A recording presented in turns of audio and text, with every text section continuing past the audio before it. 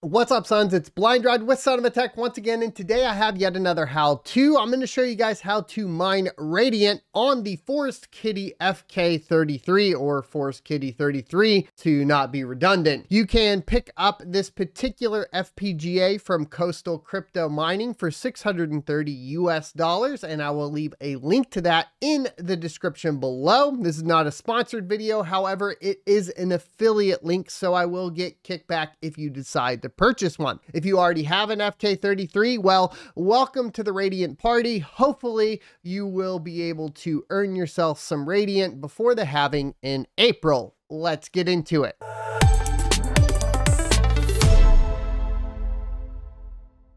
Welcome back, everyone. So I had already done a video on mining Radiant on the E300 from Osprey, and that was doing very well for me until I had to unfortunately send it back to Osprey, so I don't have any more testing. It was doing quite a bit per day though prior to this, and as you can see here, if we go by the day, we were making anywhere from 75 cents to 91 cents a day. I was solo mining a little bit with it as well, so it was kind of, it depended on what I was doing with it at the time while I was testing it. But this went away for me, so I wanted to continue to mine Radiant.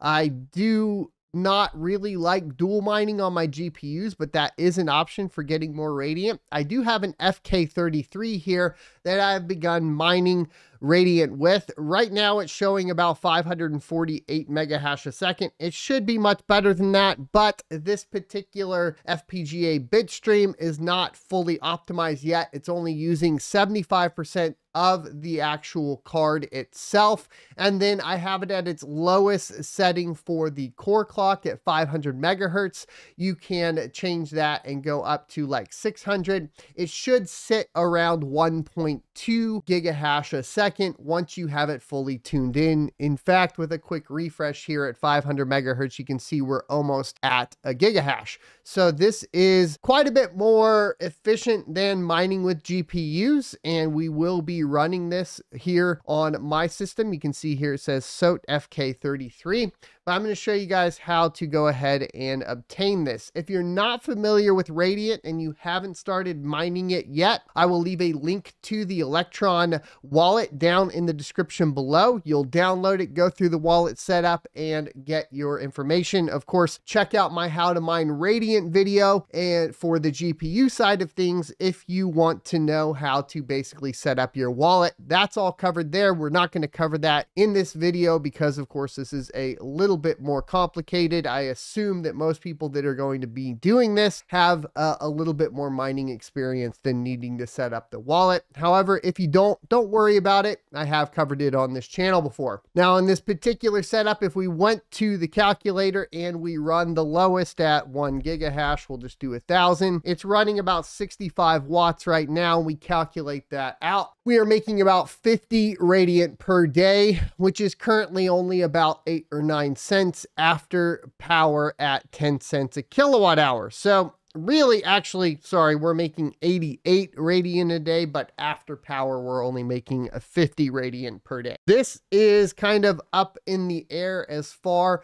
as how much it'll be worth later on, but with the halving coming up in April, it's presumed that the price of Radiant will go up at the same time, especially considering that it is around the same timing as the Bitcoin halving cycle as well. So as you guys know, a rising tide raises all ships. You have a halving of both this cryptocurrency as well as Bitcoin around the same time. That's going to have a compounding effect. So my strategy here is to mine and hold this Radiant until April. Now, let's go ahead and get into the actual process here. It's going to be a little convoluted. I cannot send you an invite to Hash Reactor's Discord, which is where we are getting the software. So you will have to go to the FPGA Discord, which I will leave a link to down in the description below. And then you will need to request an invite to the Hash Reactor Discord, and then you will be able to access these releases releases. And the one that we are going to go with today is 2.14.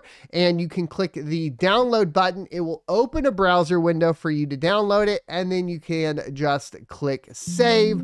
I'm going to replace it in this particular case and get it downloaded. Now that I have that downloaded, I'm going to need to open a PuTTY session to my Ubuntu machine that has the FK33 connected to it. I presume if you have an FK33 that you already are familiar with this process in general, at least with running Team Redminer, as I have done how-tos on that. If you are new to Linux command line, please go check out my Linux guides, which I have done on this channel, as well as on my locals at sonofatech.locals.com for a beginner's guide in Linux, so you have an understanding of what we are doing right now. But that being said, let's go ahead and now hop into a tool that I like to utilize for transferring files, which is going to be WinSCP. I'll leave a link down below, but essentially all you have to do here is connect your PuTTY.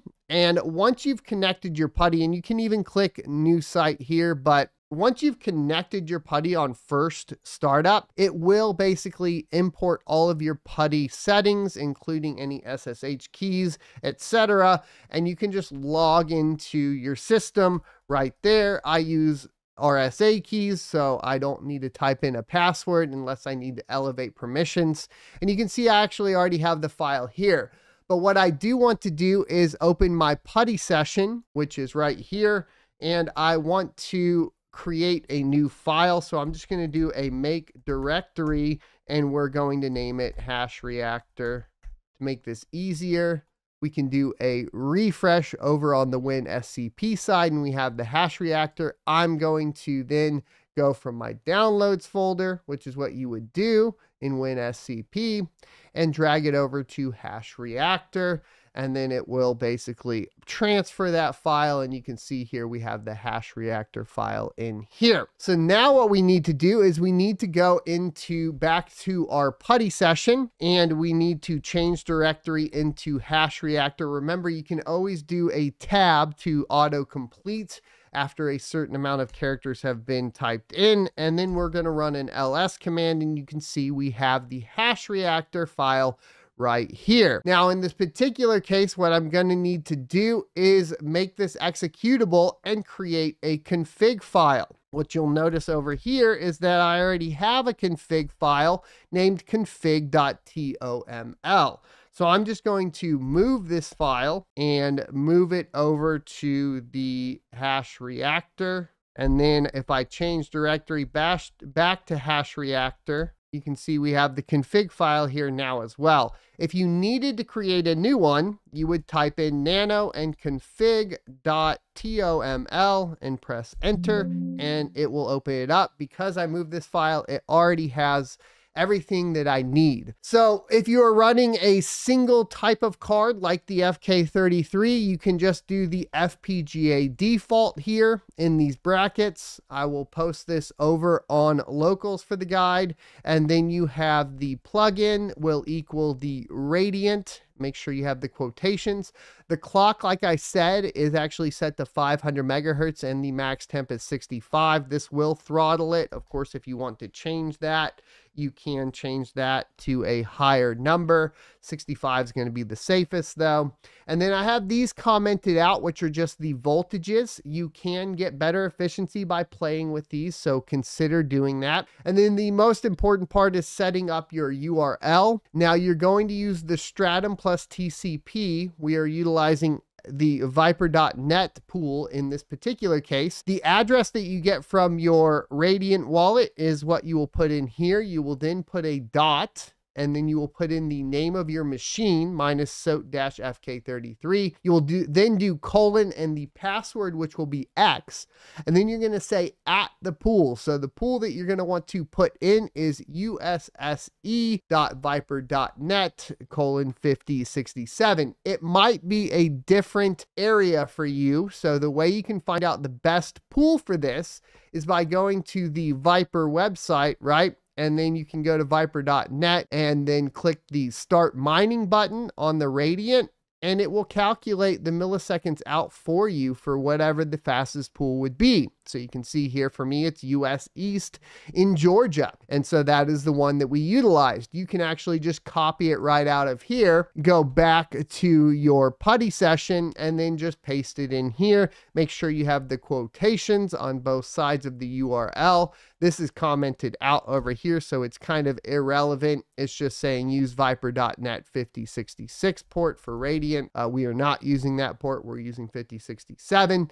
That's going to be up to you as well. So the next thing that we have is reflash equals true and enabled equals true. You're going to need to make sure both of these equal true so that you will begin to mine. At this point, I will do the Control X, and then you can press the yes to save. In this particular case, I'm going to do no, and then we're going to go ahead and clear. What I need to do real quick though, before we get going, is I need to do a screen and list. Oh, it's going to be under my root, and I need to cancel my miner. So I'm going to do just Control C this. There we go. And then I'm going to clear this out. I'll exit. And now what we're going to do is create a new screen called, exit again. Yeah, so we're going to create a new screen with screen dash S, and then we are going to name it miner. And now we've created a new screen. To leave our screen, we can do Control A-D. To see which screens are running, we can do a screen dash list. You can see we have the miner screen running here. To reconnect to it, we will do a screen dash R and then miner. Press enter and we are reconnected. At this point, we need to make the file here executable. To do this, what we're going to do is just do a sudo command. So make sure you have your password ready for your elevated permissions. And then we're going to do chmod, and we're going to do u, which means everyone basically, plus x, allow this file to be executable. And then putty, you can just highlight the file you want to modify, right click, and it'll put it into the command line for you and press enter. It will then ask for your permissions. And then you can, once it's complete, you'll do LS, and you can see that it has changed the color to yellow or green. I'm not sure, one of those. It is brighter. If you're colorblind like me, that's what you can see. So to start running, it does need elevated permissions, it appears, to access the FPGA device. So what we'll do is an LS, and then we'll do sudo / highlight it, right click, and then press enter. And it should start right up. You'll see it say FPGA started, Radiant started, because that's what we told it to start. And then it will begin programming the FPGA. It'll go through from 0% to 100%. And then eventually it'll start telling us that it's connected to the pool. And then it'll tell us what our hash rate is. All right, so you can see there that it's starting to show the 1 gigahash or 1,000 mega hash. It will bounce up and down here and there, and it will show you your clocks, etc., as well as the temps and so on. And we are good to go. Once you have that done, of course, you can go back to the viperpool.net and you can put in your mining address and begin to watch it mine. So there's how to start mining Radiant on any FPGA. Really, at this point, it does support other FPGAs like the C1100. We already covered mining Radiant on the Osprey E300 VU33P. Check out that video if you're interested. And if you are curious, this isn't financial advice, but my expectations before April for Radiant is to be between 10 and 100x. I'm hoping towards the latter of that, of course, will be 100x, which will then make this look a lot more profitable than it currently looks right now. Either way, still able to cover costs because it is profitable on these particular units, and able to still hold, if I am paying costs daily, an extra 50 Radiant per day. If we get those big pump ups, that could be anywhere from 50 cents to $5 per. Well, it just depends on how the market reacts, etc. If you'd like a WTF is on Radiant, let me know in the comment section below.